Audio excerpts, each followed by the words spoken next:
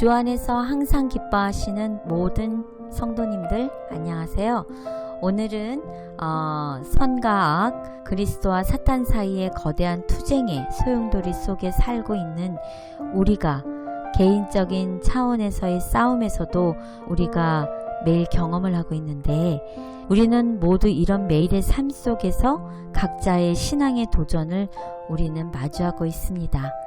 오늘 이 시간 하나님을 신실히 믿는 모든 사람들에게 약속된 최종적인 쉼이 있음을 우리가 깨닫고 배우는 시간이 되기를 바라겠습니다.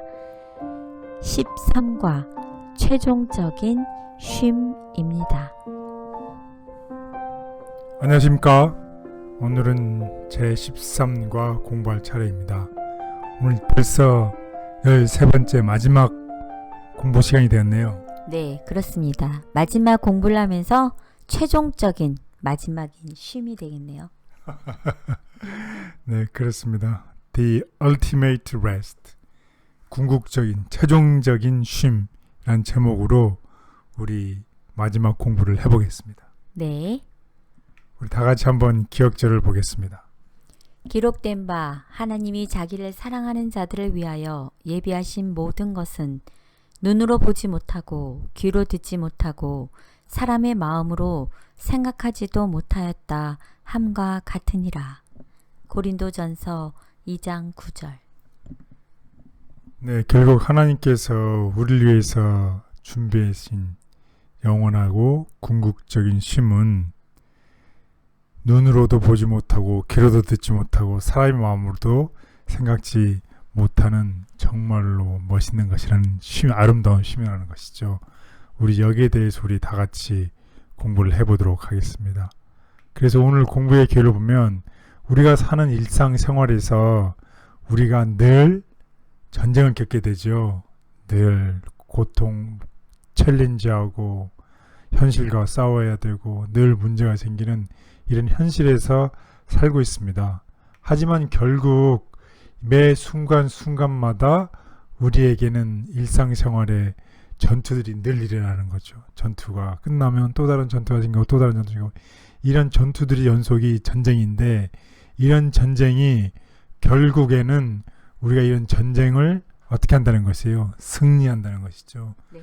그리고 그 승리를 통해서 최종적인 쉼을 하나님께서 우리에게 주신다는 것이죠. 그래서 우리가 겪는 전쟁에서 최종적인 쉼을 얻는데 여기에 우리가 걱정할 필요가 없다는 것입니다. 왜냐하면 이 모든 과정 속에 무엇이 있기 때문에, 하나님의 인도. 하나님께서 우리를 인도하실 것이기 때문입니다.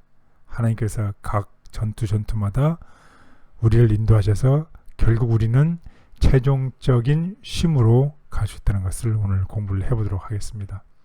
그래서 이 누리는 쉼입니다. 이 우리가 암울한 이 현실 가운데 있지만 영광스러운 미래를 보고서 우리는 쉼을 누려야 되겠습니다. 그리고 문제가 발생했을 때에도 우리는 하나님께서 주시는 평안을 누리는 쉼을 가져야 되겠습니다.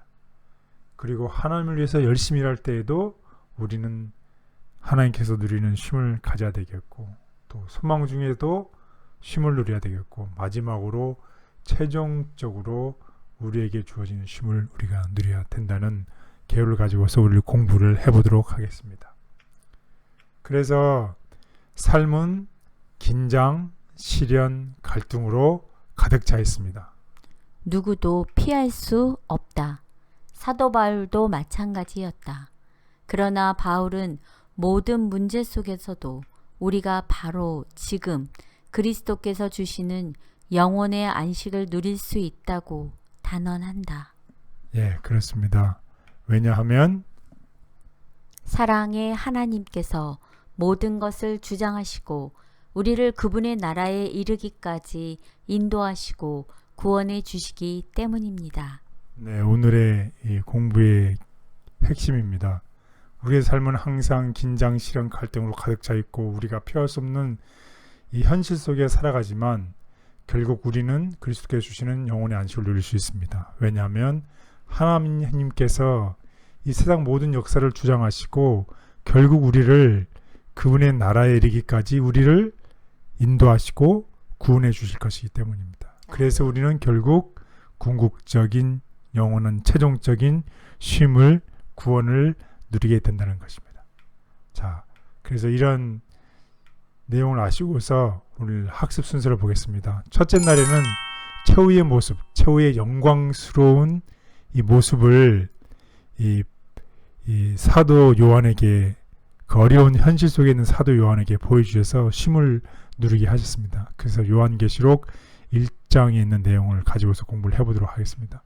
두 번째 날에는 카운트다운, 무언가를 로켓을 발사할 때 카운트다운을 하죠. 그래서 마지막 날, 마지막 시대를 위해서 마태복음 24장이 마지막 재림 직전에 있을 장이잖아요. 거기에 대해서 카운트다운이라는 제목으로 우리 공부를 해보도록 하겠습니다. 그리고 세 번째는 이 삶은 그냥 우리가 그냥 편하게 아무 일도 없이 쉬는 것이 아니라 이런 삶 속에서 우리가 적극적으로 전진해야 되는 쉼이 있다는 것을 얘기하고 있습니다. 그래서 특별히 요한계시록 14장에 나와 있는 Three Angels Message라는 제목을 가지고서 우리가 전진하면서 사람들에게 복음을 전하는 그런 내용에 대해서 공부를 해보도록 하겠습니다. 그리고 네 번째 날에는 평안한 휴식, 소망 중에서 누리는 쉼에 대해서 우리 히브리서 11장 13절에서 16절을 가지고서 공부하겠습니다. 그리고 마지막 다섯 번째 날, 주 안에서 항상 기뻐하라. 항상 기뻐하되 어떻게 하라는 것이에요? 주 안에서. 네, 그렇습니다. 주 안에서 기뻐하라는 그런 제목을 가지고서 빌립보서 4장 4절에서 6절 가지고서 우리 다 같이 공부를 해보도록 하겠습니다. 네, 첫째 날입니다. 최후의 모습을 보여주심. 누구에게 이런 모습을 보여주셨을까요? 글쎄요, 누구일까요? 성경 중에, 인물 중에. 바로 사도 요한이었죠. 제자 중에 가장 오래 생존한 사도 요한. 이 사도 요한이 대해서 우리 공부를 해보면 계시록 1장에 보면 가장 멀리 떨어진 황량한 섬에 유배가 되어서 정말 외롭고 고단하고 마음의 평화가 없었던 이 요한에 대한 기록이 나오게 됩니다. 예수님과는 아름다운 과거, 아름다운 촉을 간직하고 있었지만 지금 현재는 어떻다는 것인가요? 암담하고 어렵게 보이는 삶입니다. 예, 그렇습니다. 과거에 예수님과의 아름다운 과거, 아름다운 촉이 있지만 현재는 암담하게 보이는 현실이 그의 삶의 벽을 치고 있었습니다. 그래서 요한은 예수님께서 하늘로 올라가신 모습을 직접 눈으로 목격한 요한이었습니다. 그래서 거기 서 있던 두 천사가 이르되 갈릴리 사람들아 어찌하여 서서 하늘을 쳐다보느냐 너희 가운데서 하늘로 올려지신 이 예수는 하늘로 가심을 본 그대로 오시리라 하였느니라. 예, 이런 멋있는 정말 예수님을 목격한 요한이었습니다. 하지만 예수님의 승천과 천사들의 말은 이미 오래된 과거의 일이었습니다.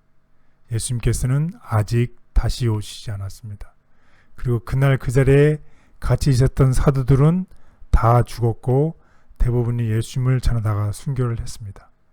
그리고 현재 이제 태어나지 않은 얼마 되지 않은 이 어린 교회는 세대 교체를 겪었고 바야흐로 외부로부터는 끔찍한 박해가 있고 내부에서는 수상한 이단의 움직임이 다가오고 있었습니다. 정말로 어려운 현실이죠. 바로 그 힘들고 어려운 그 상황에 요한에게 무엇이 보였나요? 환상이요. 네, 환상이 보였습니다. 그때 후련히 가장 어려운 힘든 순간에 환상, 비전이 보인 것입니다. 이 환상, 비전은 앞으로 일어날 일들과 새하늘과 새 땅에 관한 환상을 보여주신 것입니다. 앞으로 일어날 모든 일들을 보여주신 것입니다. 그래서 외롭게 바이섬에 갇혀있던 요한에게 이 비전은 무엇이 되었을까요? 용기와 위로가 되었습니다. 예, 그렇습니다. 때로는 우리가 이 현실에 암담하고 어려울 때에 하나님께서 보여주시는 새하늘과 새 땅이 요한에게 큰 용기가 되었던 것처럼 우리 모두에게 만약 우리가 오늘 현실에 불안해하고 외롭고 힘들다면 우리에게 또한 큰 용기가 될 것입니다. 그래서 예수님께서는 교회 미리닥자의 시련과 함께 그 모든 고난이 어떻게 끝날지를 보여주셨고, 또 요한은 새 하늘과 새 땅을 보니 처음 하늘과 처음 땅이 없어졌고 바다도 다시 있지 않더라. 또 내가 보매 거룩한 성 새 예루살렘이 하나님께로부터 하늘에서 내려오니 그 준비한 것이 신부가 남편을 위하여 단장한 것 같더라. 예, 그렇습니다. 요한은 계시록 21장 1절에서 멋있게 이 말을 새하늘과 새 땅에 대해서 기록하고 있는 것입니다.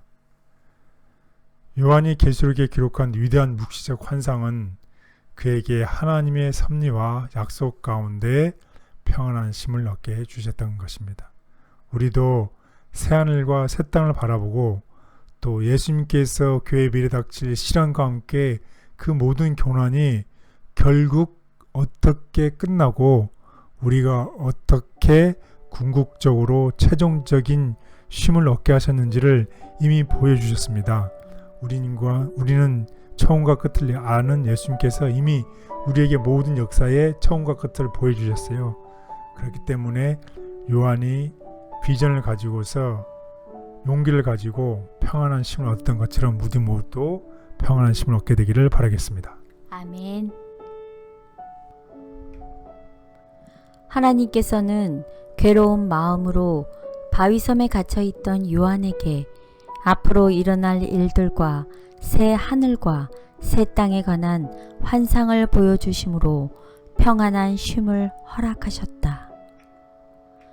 반모섬에 갇힌 요한, 에게의 가운데 있는 바위로 덮인 불모의 섬인 반모는 로마 정부가 죄수들의 정배지로 택한 곳이었으나 하나님의 종에게는 이 침울한 거처가 하늘의 문이 되었다. 분주한 생활 환경에서 그리고 이전 생활의 활동적인 수고에서 차단된 채 이곳에서 요한은 하나님과 그리스도와 그리고 하늘의 천사들과 교제하였다. 그리고 그들로부터 미래의 모든 시대를 위한 교회를 위한 가르침을 받았다. 세상에서 마주하는 현실로 인해 좌절과 낙심 가운데 있을 때 하나님의 분명한 약속을 바라볼 수 있는 믿음을 주시옵소서. 우리를 위해 분명히 준비된 하늘나라를 마음에 품고 하늘의 평안과 쉼 가운데 살아가게 도와주시옵소서. 아멘. 네, 둘째 날입니다. 카운트다운.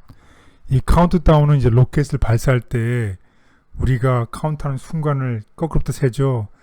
5, 4, 3, 2, 1 발사 이렇게 하죠. 예, 그렇죠. 카운트다운. 결국 우리가 예수님의 오실 그 재림을 카운트다운을 하고 있는 것입니다. 그래서 그 시련 속에서도 쉼을 누려야 된다는 내용을 가지고서 우리 공부를 해보도록 하겠습니다.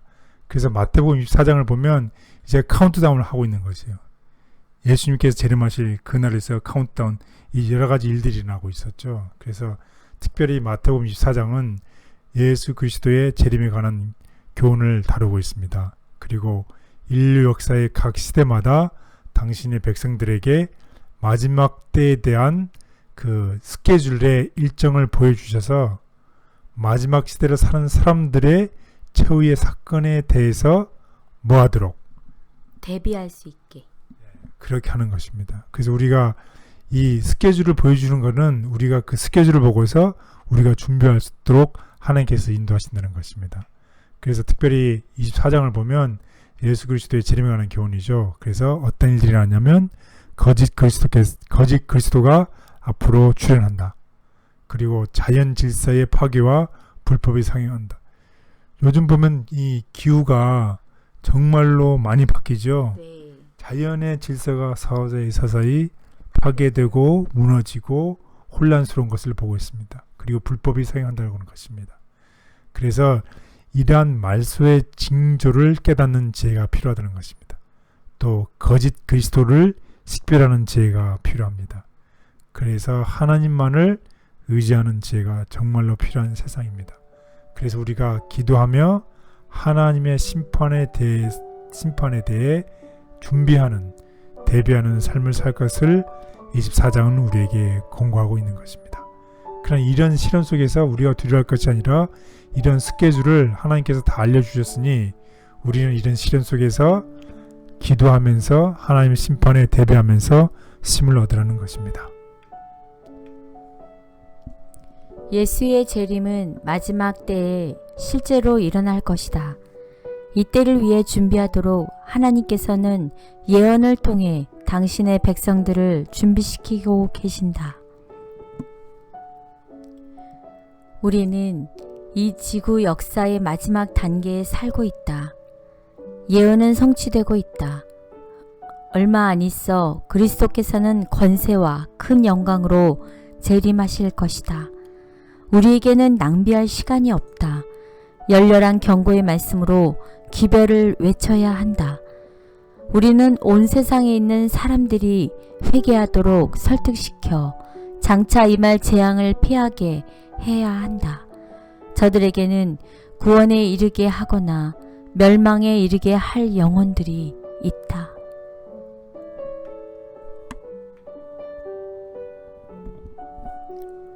너무나도 확실한 예수님의 재림을 준비된 마음과 모습으로 기다리도록 예언을 주신 하나님의 은혜에 감사드립니다. 허락된 말씀에 주의를 기울이며 우리에게 맡겨진 사명에 끝까지 충성하는 재림 성도가 되게 하여 주시옵소서. 아멘. 네, 셋째 날입니다. 전진 명령입니다. 전진하라는 것입니다. 우리가 이제 앞으로 조금 전에 우리 카운트다운 하는 것을 보았죠. 네. 카운트다운 할 때 우리는 어떻게 해야 되냐? 그냥 가만히 있어서 그냥 재림이 온다 혹은 그렇게 해서 가만히 있는 것이 아니라 이런 소극적인 태도를 취하는 것이 아니라 소극적인 태도 대신에 어떤 태도? 적극적인 태도. 그래서 소극적인 태도는 무엇이고 적극적인 태도는 무엇인지 한번 보겠습니다. 이 예언을 통해서 역사의 큰 그림이 이미 하나님께서 우리에게 주어지셨습니다. 우리가 그 중에 어느 것도 통제할 수는 없지만 통제할 수 없다는 것을 핑계로 해서 그냥 수수방관해야 된다는 뜻은 결코 아니라는 것입니다. 그래서 우리가 종종 그러게 마지막 사건들이 예정대로 일어날 거야. 일어날 일들이 일어나게 두는 것 말고 뭘 할 수 있겠어? 나 혼자 나선다고 뭐가 달라지겠어? 라는 식의 태도를 보게 됩니다. 바로 이것이 소극적인 태도죠. 우리가 대장 뭘 할 수 있겠어? 그 손 놓고 있는 것. 이런 소극적인 태도 대신에 적극적인 태도가 필요하다는 것입니다. 그래서 요한계시록 14장은 우리가 이 시대를 살아가는 목적은 주변 사람에게 하나님의 심판을 알리고 그 사람들이 예수님의 재림을 준비할 수 있도록 돕는 것이라고 말한다. 그렇습니다. 그냥 소극적인 태도를 취하고 있으면 그냥 모든 사람들이 하나님의 심판을 모르고 또 예수님의 재림을 준비할 수 없도록 하는 것이지만 이러한 일들을 알려주신 이유는 하나님의 심판을 알리고 예수님의 재림을 준비하도록 하는 것이죠. 그래서 이 준비시킬 수 있도록 우리가 적극적인 태도가 필요하다는 것입니다. 곧 전진, 명령을 하는 것입니다. 복음을 전하는 것입니다. 그래서 요한계시록 14장에 있는 내용을 우리 다 같이 보도록 하겠습니다. 또 보니 다른 천사가 공중에 날아가는데 땅에 거주하는 자들 곧 모든 민족과 종족과 방언과 백성에게 전할 영원한 복음을 가졌더라. 그가 큰 음성으로 이르되 하나님을 두려워하며 그에게 영광을 돌리라. 이는 그의 심판의 시간이 이르렀음이니 하늘과 땅과 바다와 물들의 근원을 만드신 이를 경배하라 하더라. 또 다른 천사 곧 둘째가 그 뒤를 따라 말하되 무너졌도다 무너졌도다. 큰 성 바벨론이여 모든 나라에게 그의 음행으로 말미암아 진노의 포도주를 먹이던 자로다 하더라. 또 다른 천사 곧 셋째가 그 뒤를 따라 큰 음성으로 이르되 만일 누구든지 짐승과 그의 우상에게 경배하고 이마에나 손에 표를 받으면 그도 하나님의 진노의 포도주를 마시리니 그 진노의 잔에 섞인 것이 없이 부은 포도주라. 거룩한 천사들 앞과 어린 양 앞에서 불과 유황으로 고난을 받으리니 그 고난의 연기가 세세토록 올라가리로다. 짐승과 그의 우상에게 경배하고 그의 이름표를 받는 자는 누구든지 밤낮 쉼을 얻지 못하리라 하더라. 성도들의 인내가 여기 있나니 그들은 하나님의 계명과 예수에 대한 믿음을 지키는 자니라. 네, 요한계시록 14장은 세 천사의 기별이죠. Three Angels 메시지를 모든 족속과 방언과 모든 사람에게 전할 영원한 복음이라는 것입니다. 우리 거기에 대해서 한번 보겠습니다. 그래서 소극적인 태도, 복음을 전하지 않으므로 이 Three Angels 메시지를 사람들이 알지 못하도록 내버려 두는 것, 이것은 소극적인 태도입니다. 하지만 이런 것 대신에 이렇게 하면 어떻게 하는 것이에요? 짐승과 우상에 경배하게 됨으로써 밤낮 쉼을 얻지 못하는 결과가 이르러 온다는 것입니다. 이런 소극적인 태도가 아닌 적극적인 태도, 곧 세천사의 기별을 전함으로 하나님을 순종하고 경배하도록 복음을 전해야 된다는 것입니다. 이렇게 할 때에 하나님께 순종하는 사람에게 베푸시는 참된 평안을 경험할 수 있다는 것입니다. 그래서 이 Three Angels 메시지의 기별을 우리 한번 보면 이것은 우리 살아가는 현재 우리를 위한 현대 진리라는 것입니다. 그리고 이 진리 때문에 우리를 부르신 이유인 것입니다. 그리고 그리스도의 죽음과 부활이라는 영원한 복음으로 시작된 세천사의 기별입니다. 이것이 바로 구원에 대한 유일한 희망인 것입니다. 그래서 이것을 여러분이 다 아시겠지만 한번 보면 첫 번째, 그의 심판의 시간의 끝이 이르는 이정표인 그의 심판할 시간이 이르렀다고 얘기를 하고 있습니다. 그리고 하늘과 땅과 바다와 물들의 그늘을 만드신 이를 경배하라고 외치고 있는 것입니다. 그리고 또 다른 두려운 경고, 짐승과 그의 우상에게 숭배하는 자들은 결코 쉼이 없다는 것입니다. 그리고 마지막으로 하나님의 마지막 남은 백성의 진정한 모습을 보여주고 있는데 그것은 바로 성도들의 인내가 여기 있나니 그들은 하나님의 계명과 예수에 대한 믿음을 지키는 자입니다.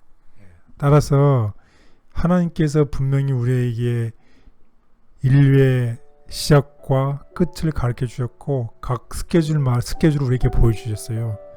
그래서 우리가 적극적인 태도를 가지고 이 Three Angels 메시지를 모든 사람들에게 전해서 참된 하나님을 경배하고 하나님을 통한 쉼을 얻게 되는 그런 기회를 전해야 됨을 우리에게 가르쳐 주고 있는 것입니다. 아멘.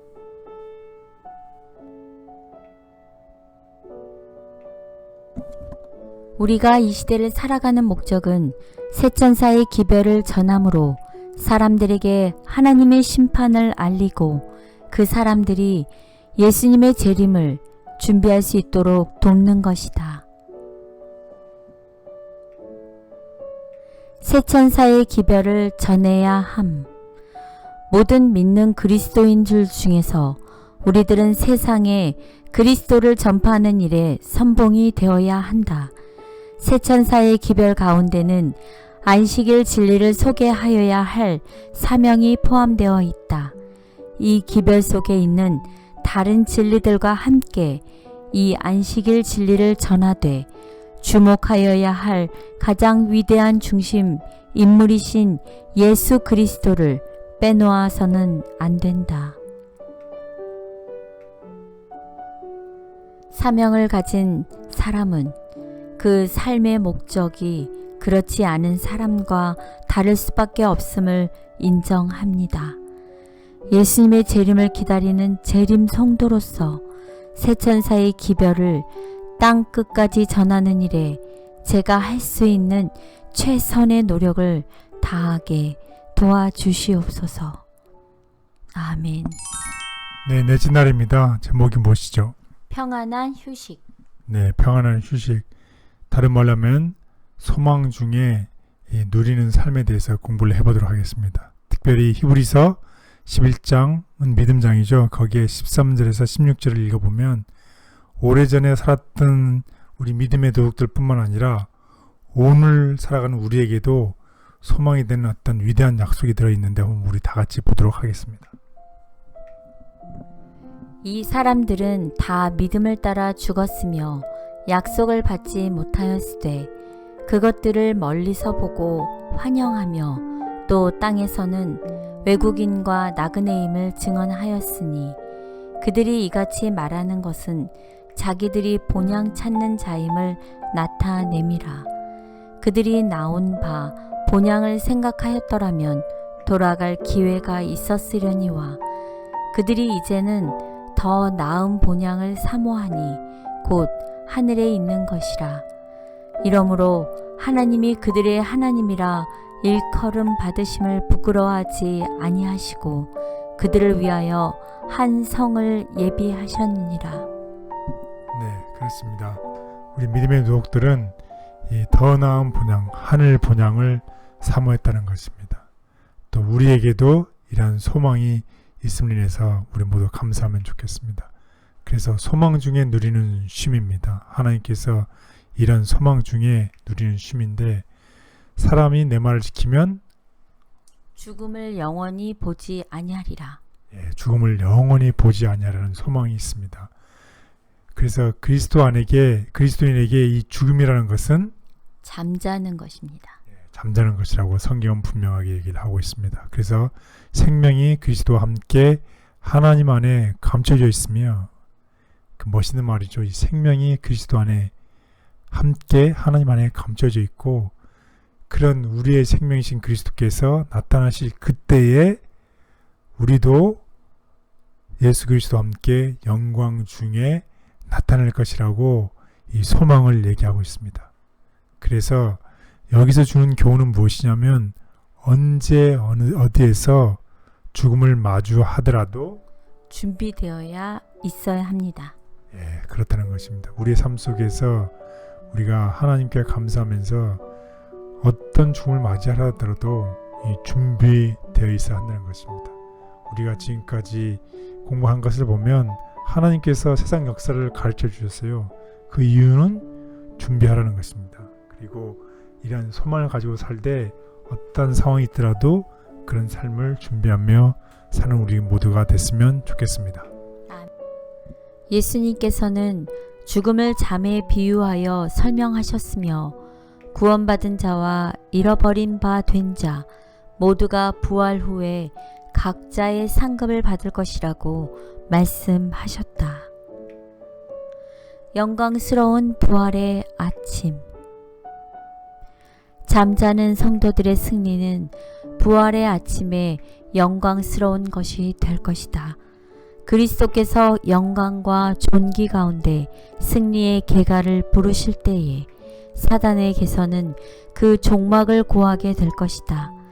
생명의 시여자께서는 무덤에서 나오는 모든 사람들에게 불멸의 생명으로 영화롭게 해 주실 것이다.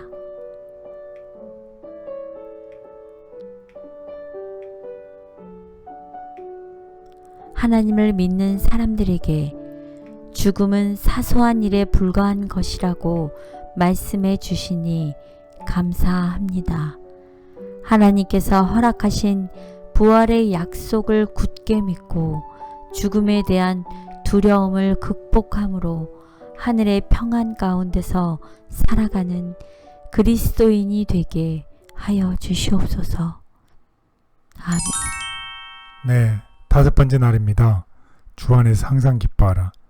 우리 다 같이 빌립보서 4장 4절 6절을 보면 바울은 혼란과 고통 가운데서 참된 쉼과 평안을 얻을 수 있는 방법에 대해서 얘기를 하고 있습니다. 정말로 중요한 얘기죠. 우리의 삶 속에서 혼란과 고통이 있을 텐데 그런 가운데서도 참된 쉼, 참된 평안을 얻는 방법을 우리 다 같이 보도록 하겠습니다. 주 안에서 항상 기뻐하라. 내가 다시 말하노니 기뻐하라. 너희 관용을 모든 사람에게 알게 하라. 주께서 가까우시니라. 아무것도 염려하지 말고 다만 모든 일에 기도와 간구로 너희 구할 것을 감사함으로 하나님께 아뢰라. 여기 4절에 보면 기뻐하라 그러죠. 어떻게 기뻐하라? 항상 기뻐하라. 또 그 앞에 뭐 어떻게 기뻐하라? 주 안에서 항상 기뻐하라. 주 안에서라는 말을 꼭 기억하시면 좋겠습니다. 그리고 5절에 보면 주께서 가까우시니라고 얘기를 하고 있습니다. 그리고 6절에서 보면 감사함으로 하나님께 아뢰라는 멋있는 우리에게 권면을 하고 있습니다. 따라서 바울은 우리가 겪는 모든 시련 가운데 언제나 기뻐하라고 말하는 것이 아니고 어떻게 기뻐하라는 강조하고 있는 것은 주 안에서 언제나 기뻐하라. 주 안에서 기뻐하라는 것입니다. 주 안에서. 그래서 우리의 현재 상황이 어떻든 어떤 시련이 닥치든 우리가 하나님과 그분의 선하심, 하나님의 사랑, 그리고 우리를 위하여 십자가를 지신 예수 그리스도의 희생 안에 머무는 한 우리는 그분 안에서 항상 기뻐할 수 있고 그분께서 지친 영혼에 주시는 평안을 마음껏 누릴 수 있다는 것입니다. 따라서 우리가 주 안에 있는 한 언제나 기뻐할 수 있다는 것을 얘기하고 있습니다. 바로 이 구절은 바로 쉼, 평화, 그리고 사람의 안목으로는 감히 알 수 없는 지금의 삶을 뛰어넘는 압도적인 희망을 얘기하고 있습니다. 그리고 5절에 봤던 것처럼 뭐라고 말씀하셨나요? 주께서 가까우시니라. 그렇습니다. 예수님께서는 항상 우리 곁에 계신 것을 기억하시기 바랍니다. 우리가 눈을 감고 죽음이라는 잠에서부터 쉬게 되면 우리가 바로 일어나는 그 순간이 일어나는 그 다음 순간의 일은 그리스도의 재림인 것입니다. 그래서 우리의 삶은 긴장, 시련, 갈등으로 가득 차 있습니다. 누구도 우리는 이러한 것들을 피할 수 없지요. 사도 바울도 마찬가지였습니다. 그러나 바울은 모든 문제 속에서도 우리가 바로 지금 그리스도께서 주시는 영혼의 안식을 누릴 수 있다고 단언합니다. 네, 그렇습니다. 사도 바울이 주 안에서 항상 기뻐하라고 얘기를 하고 있습니다. 우리가 이런 시련 속에서도 우리가 참된 쉼을 누릴 수 있다고 얘기를 하고 있습니다. 그래서 우리가 하나님께 기도할 때에 우리의 뜻대로 하지 말고 하나님 뜻대로 이루어지도록 기도해야 함을 우리 강조하고 있습니다. 우리 다 같이 보겠습니다. 우리는 모두 우리의 기도가 속히 응답되기를 바라고 응답이 더디거나 혹은 기대한 바대로 응답되지 않을 때에는 쉽게 낙심한다. 그러나 하나님께서는 무한히 지혜로우시며 선하심으로 우리가 바라는 그 시간과 방법대로 응답하지 않으신다. 하나님께서는 우리가 바라는 것 이상으로 더 좋은 것을 더욱 풍성히 이루어 주신다.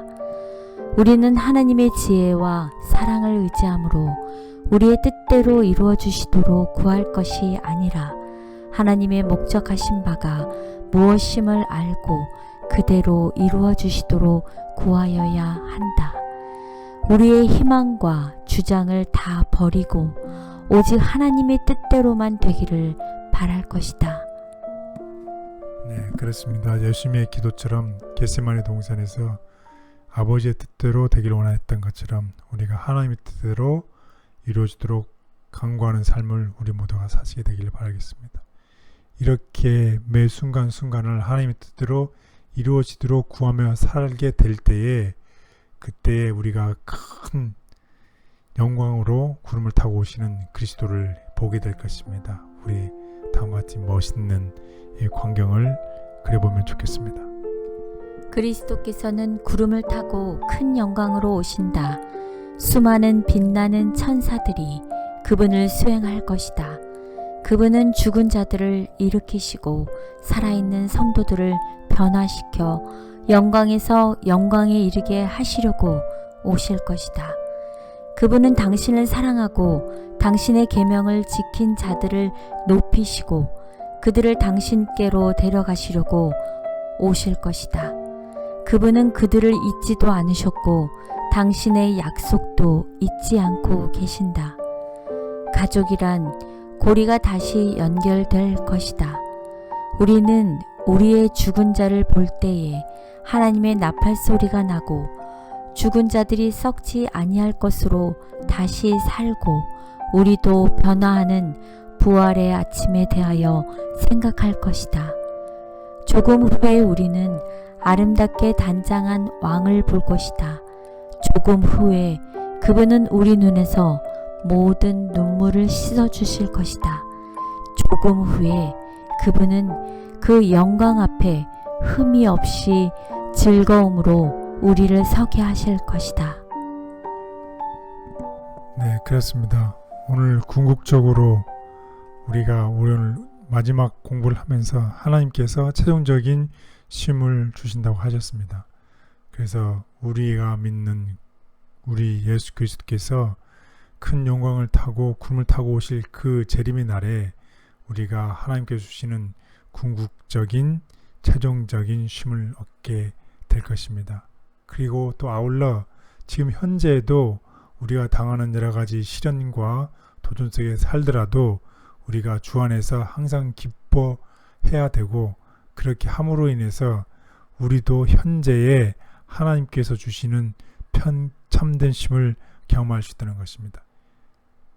다시 한번 말씀을 드리지만 현재의 참된 쉼을 경험하지 못하는 사람은 앞으로 올 참된 쉼도 경험할 수 없다는 것을 꼭 기억하시고서 매 순간순간마다 주 안에서 항상 기뻐함으로 지금 현재의 삶 속에서 기쁨과 감사를 누리고 하나님께서 주시는 평안을 누릴 뿐만 아니라 앞으로 주어지는 그리스도께서 다시 오실 그날에 우리에게 주어질 참된 최종적인 쉼도 우리 모두 누리는 우리 모두가 됐으면 좋겠습니다. 네, 감사합니다.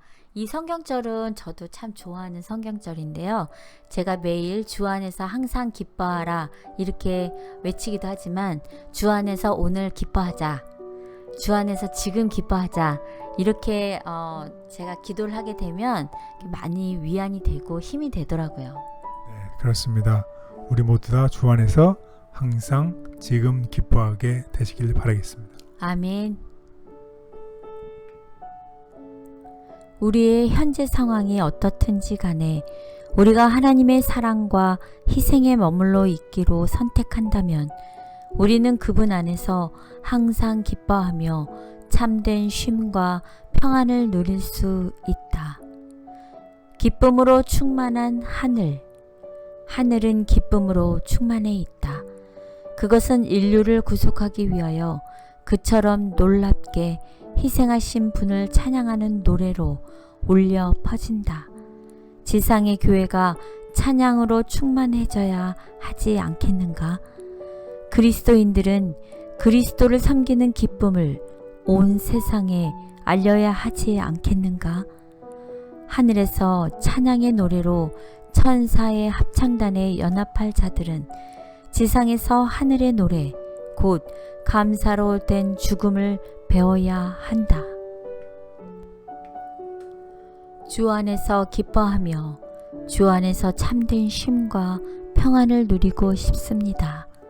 하지만 자꾸만 눈에 보이는 세상의 유혹에 휩쓸려 가게 됩니다. 오늘 저의 마음에 들어오셔서 흔들리는 저의 마음을 붙잡아 주시고 항상 주님 안에 거하게 도와주시옵소서. 아멘. 네, 오늘 공부를 정리해 보도록 하겠습니다. 하나님께서 우리에게 쉼을 누리려고 하시는데 이 어려운 현실 속에서 앞으로 일어날 영광스러운 미래를 바라보며 쉼을 누리라고 얘기하고 있습니다. 그리고 현재 문제가 발생할 때에도 우리는 하나님께서 주신 쉼을 누리라고 얘기를 하고 있습니다. 그리고 하나님을 위해서 전진하고 힘쓰고 애쓸 때에도 하나님께서 누리는 쉼을 누리라고 하고 있습니다. 그리고 우리가 소망 중에 예수님을 위해서 우리 죽었던 믿음의 노도덕들처럼 우리도 소망 중에 누리는 쉼을시라고 얘기를 하고 있습니다. 그리고 예수 그리스도께서 궁극적으로 최종적으로 주시는 이 아름다운 쉼을 오늘 누리라고 얘기를 하고 있습니다. 우리 현재 삶 속에서 우리가 아름다운 쉼을 누릴 뿐만 아니라 소망 중에 최종적으로 궁극적으로 주어지는 이 하나님께서 주시는 쉼을 누리는 우리 모두가 됐으면 좋겠습니다. 감사합니다. 외딴 섬에서 낙심하고 있던 사랑하는 제자 요한에게 앞으로 일어날 일들에 대한 계시를 보여주심으로 마음에 소망을 주신 예수님께서는 우리에게도 같은 방법으로 소망을 주십니다. 우리에게 주어진 말씀을 분명히 믿는다면 온 세상에 우리가 가진 소망의 이유를 전하며 예수님 안에서 참된 쉼을 누릴 수 있습니다. 여러분들 모두 한 주 생활하시면서 우리의 마음이 날마다 하나님의 약속을 향하도록 삶의 방향을 재정립하시며 하루하루 주 안에서 기뻐하시는 삶이 되시기를 바라겠습니다. 감사합니다.